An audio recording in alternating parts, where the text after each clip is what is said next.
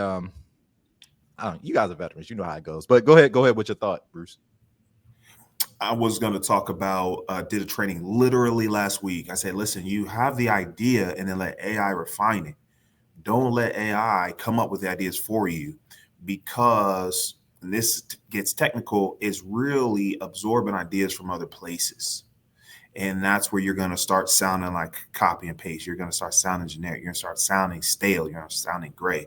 And so when we talk about asking better questions, I want you to create the questions, and then we'll leverage AI to refine those questions and make you more effective. It's a multiplier, not a replacement. Quote me on that one. I love that. Love that. For me, I look at AI no different than Word, Excel, or PowerPoint. They are both productivity tools, and their output is only as good as what you put in. Right. That's So good. to your point, it's not about going to AI to say, hey, write this for me or create this for me. It says, and I'll talk about the book that I'm about to put out. What I did was I wrote the book, and then when I was done, I said to Claude, AI, Anthropic, what did I leave out? If I were a reader, what would That's a I great want question. to see in this book? And it turned out I had left out an entire section of resources for people, right? My book is about the stroke that I had, and also the problem that I have with my And heart. do a quick intro too, Roderick. Sure, really quick. Roderick Jefferson. I'm the CEO of Roderick Jefferson, and I am a consultant. I'm also a workshop facilitator. I am the author of 2 best-selling books, with a 3rd coming out shortly, and I'm also a professional keynote speaker. So just for a little reference as to where we're going. So back to the book now, I asked that question, what was left out? And as I was putting it together and sending it off to editing, I was talking to my wife and I said, imagine if that would have been left out. I've given them all of this information. I've given them some great personal stories, but I don't give them resources. And whether the resources be for someone that's surviving from a stroke or another catastrophic trauma, or more importantly, or excuse me, as important, would be for the caregivers themselves. I was talking to my wife and she was like, I can tell you the story from my side, but you're going to tell the book from yours. But those people need to know about the caregivers as well, not just for the patient that's going through, or as I call it, the survivor now, and the warrior that's going through that piece. So it's a phenomenal tool. My thing is IQ plus EQ plus AI is now the 3-legged stool by which, regardless of what your business is or industry is, if you are not leveraging those 2 things, 1, you're already behind. And secondly, I use AI to show humanity more. And I know it sounds oxymoronic, but think about that one for a moment. Gold, Jim. Yeah, Gold. I think that's kind of the convergence that we're seeing. Artificial intelligence. Anytime we have a new technology, and we know AI, generative AI, even is not new, but having a commercial product in our hands that we can interact with, it's significantly disruptive. And so sometimes I think we forget how many times humanity has gone through these types of changes. Like at one point, there was a what they call it, like there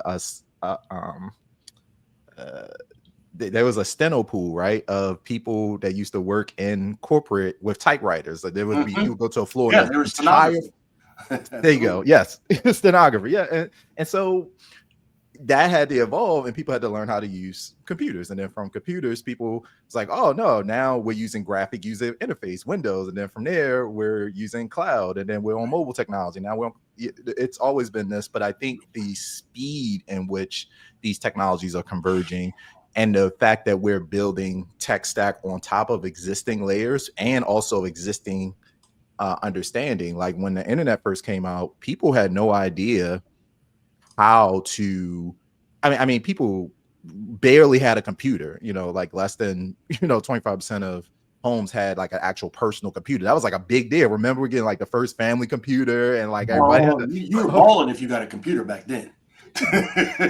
Right. I really quickly, I did a keynote last week, and I asked the audience a simple question, and they thought that I was crazy when I asked it. And I said, do we still have horses? I was going to give that example. I love it. Where are you going with this? Right. And I said, think about this. we had always used horses, whether it be for agriculture, for travel, etc. And then came the car, right? Now, what happened was we didn't kill and get rid of all the horses. They just are being leveraged differently now, right? Mhm. And the same thing with AI. I don't believe that AI is going to kill every job. I do believe that it's going to kill some, and it probably should at this point of growth and maturation and technology. I believe people that don't know how to leverage AI won't have a job because you just said something really interesting, Ryan, and that is how fast things are happening. It's no longer the speed of business. It's no longer the speed of light. It's now the speed of AI. So I looked up something, and the number of years that it took for each of these products to gain, remember this number, 50 million users. Airlines, 68 years. Automobiles, 62 years. Telephones, 50. Television, 22. Internet, 7 years. Cell phones, 12 years. Social media, YouTube, 4 years. Facebook, 3 years. Twitter, 2 years. You ready for this one? Yeah. ChatGPT, 50 days. Come on. Think about that. Bruh. Listen. Look, this is what it is. All right, so I have so many questions for y'all. We have like 20 minutes, so I'm gonna try to squeeze them in. They may be rapid fire. Bruce, No. I have your new book, which is out of press, and we're gonna talk about. Congratulations. Everybody on this call has a new book except for me, but we're gonna work on that. We're gonna work on that. Better questions, better clients, and Bruce, you did something really interesting with this. You crowdsourced the contributions. I know that because I'm in it. So can you talk a little bit about some of the creative strategies that you went to tie into this book, and then we'll get into what you did, Roderick, and then with your new book, and then we'll get into this newsletter because you just blew up your subs on LinkedIn. I think that's a really innovative approach, and then we're done. So this is a quick conversation. So yeah, take it away, Bruce. Thanks for supporting the book project. That's love. I wrote Better Questions, Better Clients for the business and the leader, the people leader. So whether you're an entrepreneur or you're in a corporate world, I'm saying, hey, we've got to grow, right? The primary function of every business is to create and keep customers. And that often gets, let's put shoeboxed into the sales team. And I love Roderick and I on the same page on this. Sales enablement is more than just sales training. It's right. It's our strategy. It's our tools. It's our people. And so I realized to write the best book for those people, it would be arrogant, even foolish of me not to talk to them. So there was over 40 interviews, people from 5 different countries that went into making that book possible. And so I'm really, really proud of the work that came from their combined efforts. Man. Oh, wait, now I'd be remiss. If you want to grab a copy, visit askingbetterquestions.com, askingbetterquestions, plural.com. Love that. Let me make sure I get the full brand in there. I gotta move the microphone. Hey, yeah, y'all screenshot that. Screenshot it, boy. Man, great job. You said how many countries? 5. That's incredible. Yeah, people all over. Because everyone uses questions. But how many trainings have you had on asking better questions? So I think that's really the thing that comes down to, man. I can't wait to dive into this. So great job with this. And then you were scheduled to you were planning to connect with Roderick anyway. So this was we actually have a meeting on the calendar next week. So this is perfect. Hey, Karma knows everybody's address, right? Good and bad. And I'm looking forward to catching up, brother. Yeah, likewise. And so Roderick, tell us about your projects, because you have not sat still 2025. I know that for a fact. I know you're sitting still now. Technically, you're in a home. I really feel like you're green screening us from like an airport somewhere. As has been said, I'll never tell. You know what? Thank you for that. I have been working diligently to make sure that I can get the word out on a couple of things. One, I wrote a book called Sales Enablement 3.0. It is literally about the next level. As Bruce said, it is beyond just sales training. It's everything from processes, programs, platforms, all the way out to how do you drive higher EQ, not just with sales folks, but across the go-to-market strata. And thankfully, and I'm blessed to say, it has become a bestseller, and it's my baby. I'm actually the person that coined the phrase sales enablement 18 years ago. So you can imagine it's like watching your child grow up. Then you came up with the term sales enablement. Yes, Like you coined the term. So yes. you're I am that OG. that's I wasn't thought smart leadership. enough to copyright it though. But nevertheless, I did it for others to help them and other companies, and it's doing its thing. And then people said, love the book, but you've got all these tools and templates in there. I don't know how to do those things. I said, okay, fine. I'm going to give you an interactive workbook. I'm showing a hard copy. It actually only comes out in ebook because it is literally an interactive PDF that you can go through and adjust for your given company. Ooh. That's one piece. And then I said, all right, great. I've done this enablement thing for X number of years now. And 3.5 years ago, I had a massive stroke. I literally almost worked myself to death. I had the stroke where I actually coded. I died. They brought me back. But while I was out, I got a chance to see this lady right here that's over my shoulder. My mama. My mama died in 1999. She actually came to me while I was flatlined and told me what my new path and my new purpose was. So what I am going to release in the next couple of weeks is my most important work ever. And it is a book called Stroke of Success. And it's all about the rise, the fall, and the phoenix that again re-rose from the ashes to become who I am today. And it's not just about a stroke. It's literally about what happens when people are navigating their journey. And it can be empowering, no question, but it can also be dangerous when there's not balance, there's not self-care, and there's not mindfulness. And unfortunately, like I did, I allowed what I did to overcome who I am, and it nearly killed me. And so if you want to know about any of those three things, or you're looking for a keynote speaker, or you're looking for a consultant to help you out to drive productivity and profitability, I made it real simple. It's at roderickjefferson.com. How'd you come up with the idea to do the PDF interactive workbook? That's really dope. Thank you. Because if I give it to you in a book, it's no different than me handing you this.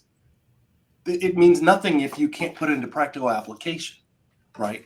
And so it goes along with a workshop, a 1.5-day workshop that I do also. And I want to walk them through real life application. I don't want to give you case studies and scenarios. I want something that you can go right back to your team, go back to your leadership team and say, we're going to make a difference, and here's how we're going to do it. And it's already proven. The book is in 86 countries in 18 different languages. So it's out there going right now.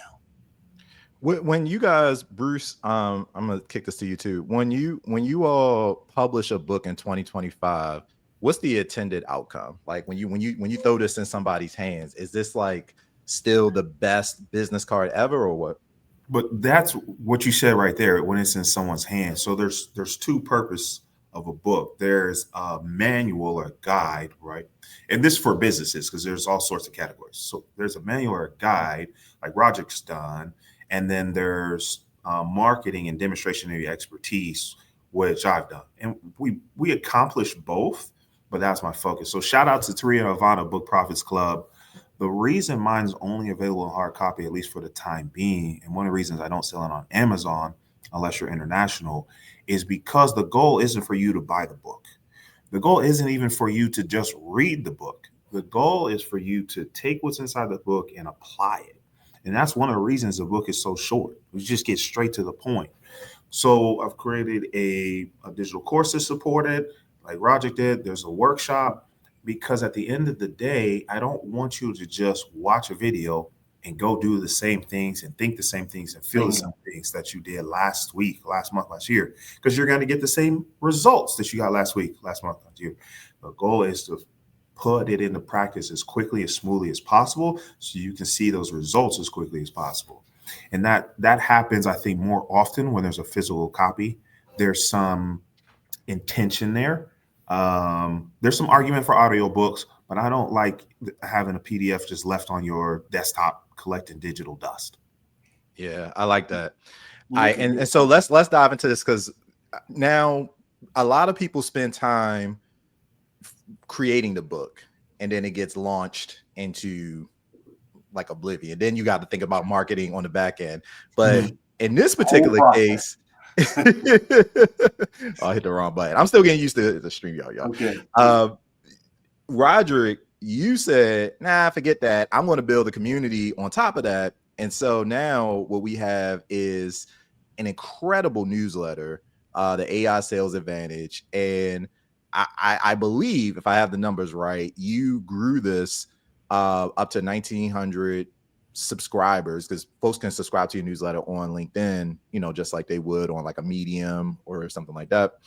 We're looking at these live numbers, show a screen. We're just shy of 2,000 right now. I mean, we may have the 3 people like on here, but like, what was this newsletter launch connected to the book, or was this something that you were already doing and you just are weaving it in? Can you tell us like the psychology behind?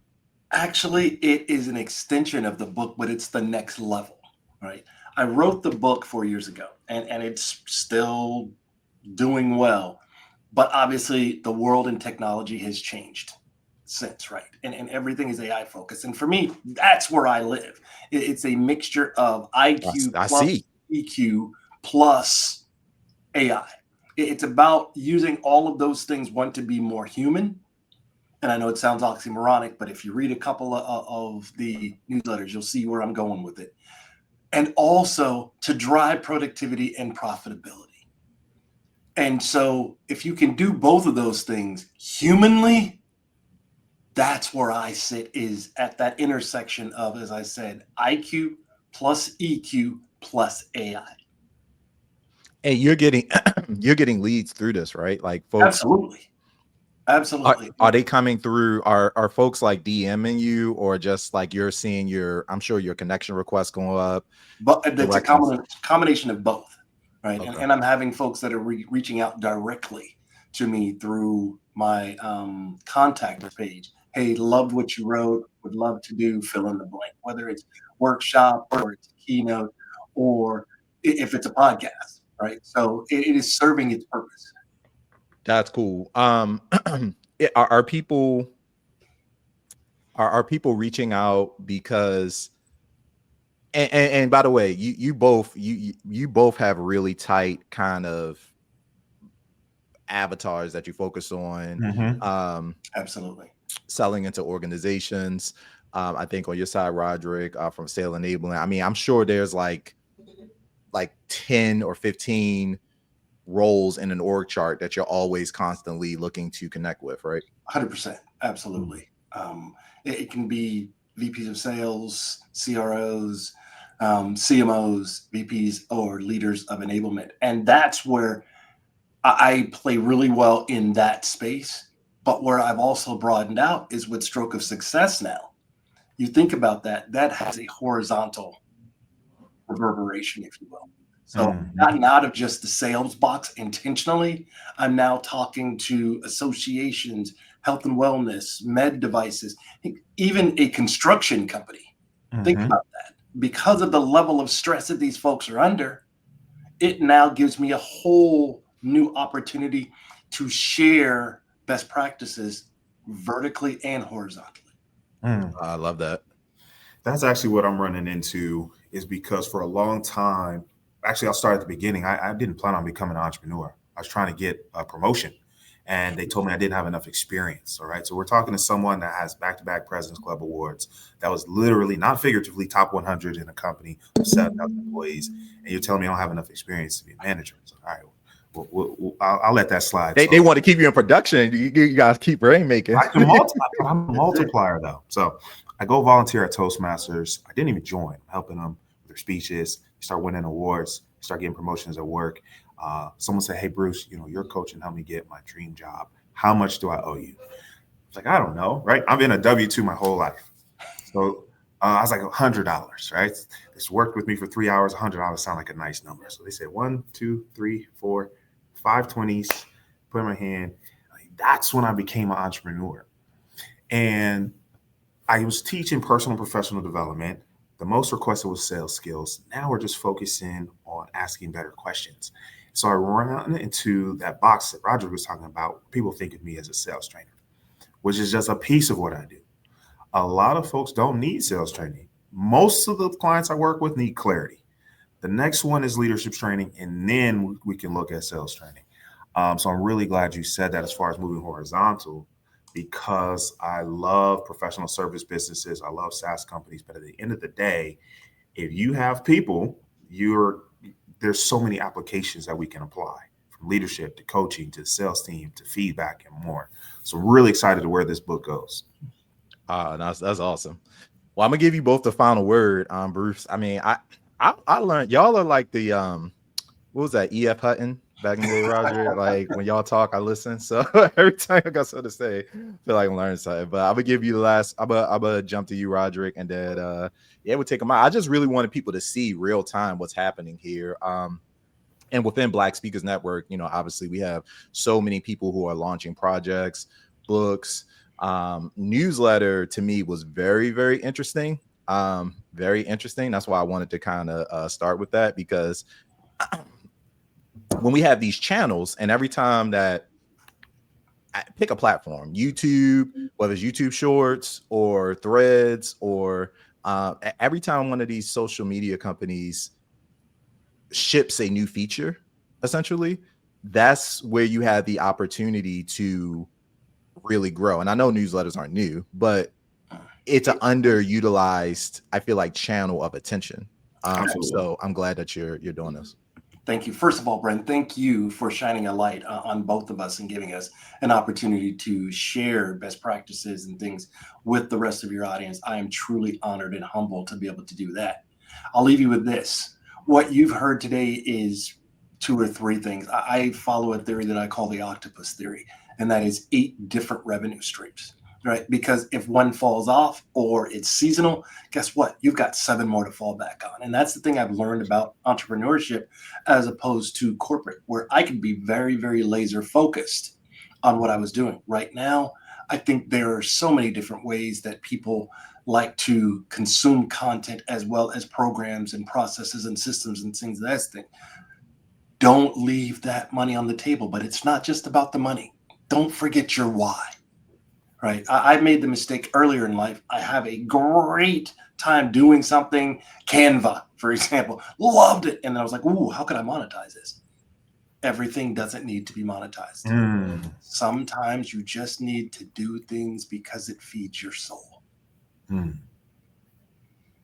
we can leave it right there. We really can. We really can. That I have no follow up. Go ahead, Bruce. Mine's a call to action. Listen, y'all. There's 11,000 books published every day, right? Every 24 hours. So when you hop on this podcast, we thank you for sharing part of your day with us, but I don't want our conversation to stop here. So if you're a speaker, aspiring speaker, I challenge you to go look up Black Speakers Network on Facebook and tap in. You'll see the value, and I'm confident you'll look towards a membership soon. Look up Roderick Jefferson on LinkedIn, Roderick Jefferson, and subscribe to the newsletter. Don't let the conversation stop here. That's all I ask from you. I don't even ask you to spend $1 just yet until we've added more value to your life or business. Absolutely. But we can't do it for you. So that's my challenge. So my name is Bruce Hill. I make sales simple, helping organizations improve their revenue and retention. But the most important thing I have for you is one new skill will change your life. So tap in with Brian, tap in with Roderick, and we look forward to being part of your success. Just wanted to show the people what you look like on LinkedIn, just in case they need a reminder. Better questions heal. Yes, sir. I appreciate both of y'all. Look, I know y'all gotta get back to work, man. Listen, keep up the great work. If y'all got any other things that we need to shout out or talk through with Black Speakers Network, you know what to do. So until next time, keep speaking up, because your audience awaits, and we'll see y'all on stage. Take care. Peace. All right, guys. Thank you, bro, for this opportunity, brother. I appreciate it. You're welcome. Talk to you soon. All right. Take care. Bye-bye. Bye now.